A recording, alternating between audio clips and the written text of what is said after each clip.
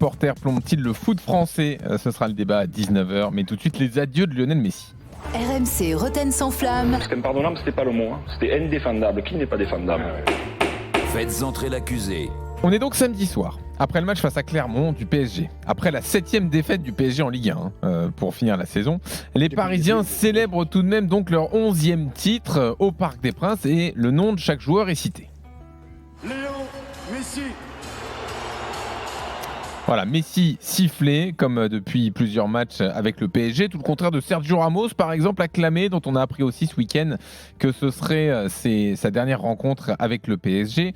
Alors les supporters du PSG sont accusés d'avoir manqué d'élégance envers l'Argentin pour sa dernière. L'accusation est menée par le procureur Jérôme Roten. Bonsoir monsieur le procureur. Bonsoir à tous. L'avocat des supporters, c'est maître Captain Larquet. Bonsoir maître. Ah ben les rôles sont inversés, bonsoir. Bah c'est vrai, c'est étonnant. C'est vrai, et on va tout comprendre.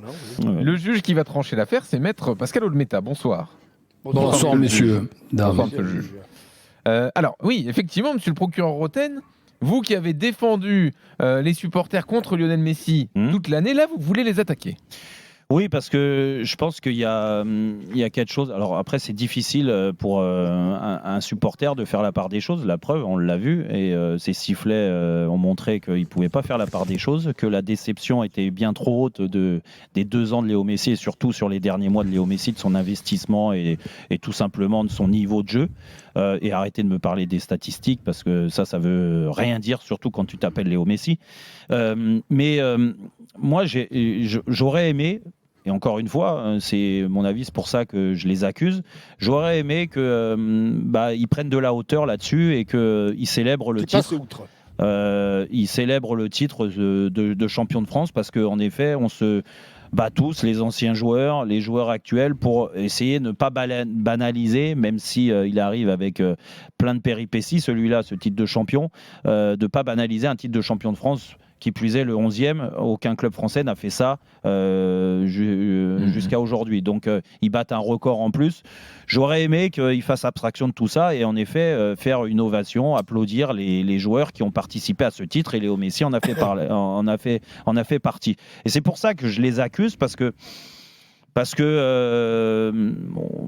on peut être aussi supporter, mais bien connaisseur du football et de la difficulté à aimer son club. Et dans l'histoire du Paris Saint-Germain, ce titre restera quand même écrit. Le 11e titre, ça sera avec Léo Messi, avec tous ses coéquipiers. Et donc, rien que pour ça, j'aurais aimé que sur la célébration, à la fin, sur la présentation des joueurs qui ont conquis ce titre, qu'il y ait des applaudissements et qu'on mette un peu la rancœur de côté. Surtout que le départ de Léo Messi avait été acté avant, que les supporters savaient, que pendant le match, tu le siffles, comme ça a été le cas sur les autres matchs. Il n'y a pas de problème. Et au contraire, moi, je les encourageais à montrer leur mécontentement par des sifflets, plus que par des sifflets que par des insultes, et j'en passe, et même des banderoles. Par moments, il y a des choses qui sont dures sur les familles et d'ordre privé. Donc, on a tous des gamins, et que ça contrarie beaucoup de gens quand il y a des insultes. Mais des sifflets, ça montre le mécontentement, et au contraire, je préfère des sifflets et on va en parler après 19h, à certains imbéciles là, qui vont au-delà. Voilà, mais là, une fois que la saison est finie, on aurait pu oublier un peu tout ça. Oui, mais c'est ça, sur la présentation, sachant que tu siffles Léo Messi parce qu'il n'a pas été au niveau, mais tu siffles aussi Léo Messi parce que tu montres aux dirigeants que tu n'as pas envie que Léo Messi continue. Ça a été acté avant le match, tu savais. Donc, ils ont eu gain de cause, les supporters qui ont sifflé. Et ils ont bien raison, parce qu'on est tous déçus des 2 ans de Léo Messi. Mais juste, voilà, un peu de classe. Mais la classe, ça ne s'achète pas. Alors, je pense que l'avocat, qui est un homme de classe, devrait comprendre ses arguments, maître Larquet. Oui, formidables les arguments, effectivement, puisqu'ils n'ont pas eu l'occasion de les siffler après les matchs, Léo Messi, puisqu'il n'allait jamais les voir, il n'allait jamais les saluer. Donc, effectivement, c'était compliqué pour eux de les siffler après les matchs, puisqu'il était déjà entré au vestiaire pendant que ses coéquipiers saluaient les supporters. Cela étant dit, simplement, je prends, quand il y a une vedette qui arrive, c'est comme quand tu vas au restaurant. Quand tu vas au restaurant et que tu vas voir le meilleur restaurateur du monde, et qu'à la sortie, tu as l'impression d'avoir mangé 3 boîtes de conserve, évidemment, tu n'es pas content. Là, on est arrivé avec le meilleur joueur du monde, ou l'un des meilleurs, on va dire le meilleur joueur du monde. Qu'est-ce qu'il a donné aux spectateurs parisiens?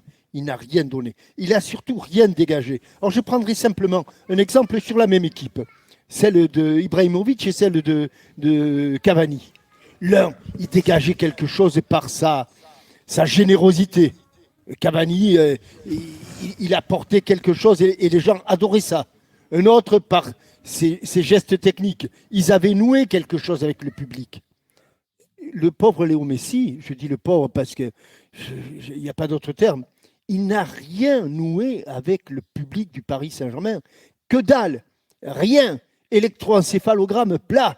Il ne s'est rien passé au cours de ces 2 saisons, un peu à l'exception de sa préparation pour la Coupe du Monde. Voilà, mais autrement, rien du tout. Et il est évident que le public parisien a payé pour voir, a payé pour manger un repas d'un chef étoilé. Et ils ont eu des boîtes on leur a ouvert une boîte de conserve. Donc je comprends qu'à la fin, ils expriment leur mécontentement. Je comprends qu'à la fin, ils ont payé. Et je pense que Maître Roten, s'il va faire un bon gueuleton et puis qu'on lui sert des pâtes trop cuites, il va pas être content. Et là, malheureusement, le plat qui a été servi par Léo Messi aux Parisiens était vraiment pas de qualité. Mais alors voyons ce que le juge tranche. Est-ce que les supporters du PSG ont eu raison de le siffler lors de ces célébrations? Ah non. Non. Je rejoins Jérôme. Jean-Michel, tu es passé à côté de ta... de ton rôle. Comme en finale de C1. Non, mais on ne peut pas. Heureusement qu'il n'y ait pas une 39e journée parce que le titre aurait échappé aux Parisiens.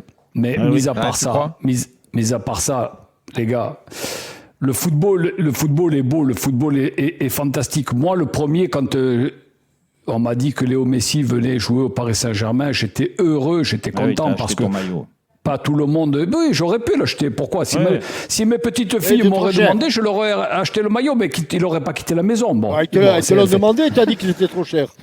Ouais, non, mais il n'y en avait pas de leur taille. Mes petites filles, je les embrasse. Mais c'est pas à faire, c'est pas à siffler. Léo Messi, c'est quand même un dieu du football. C'est pas d'aujourd'hui qui nous a montré ce qu'il savait faire au football. On savait le public savait qu'il allait partir. Au contraire, messieurs, vous auriez dû vous lever et l'applaudir. Et voilà, c'est tout. Ok, victoire donc de Jérôme Roten dans ce Faites entrer l'accusé. Large. Et dans une seconde, Julien Cazard. Franchement, ça me fait quand même mal de donner la victoire. On a compris qu'il t'était bouché le nez. Et puis sache que moi, ça me fait mal aussi de défendre Léo Messi. Mais bon.